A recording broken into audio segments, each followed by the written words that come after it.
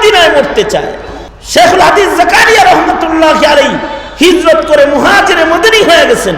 কিয়ামত পর্যন্ত বহু মুহাজিরে মদিনী হবে শুধু জান্নাতুল বাকিতে শোয়ার আশায়। কারণ কবরটা যদি ভালো জায়গায় হয় তাতেও কবরটা নিরাপদ হয়। আমরা তো আর চালাক মুমিন না, আমরা শ্বশুর বাড়ির চিন্তা করি, নিজের বাড়ির চিন্তা করি, কবরের ঘরের চিন্তা করি না।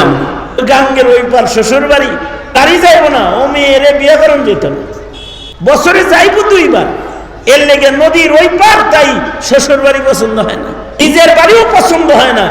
ঢাকা শহরে গুলশানে একটা বাড়ি, নিজের বাপের বাড়িও পছন্দ হয় না।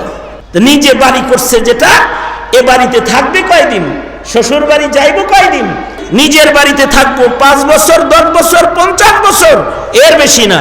আর কবরের বাড়িতে থাকতে হবে মৃত্যুর পর থেকে ইসরাফিলের বাঁশি পর্যন্ত।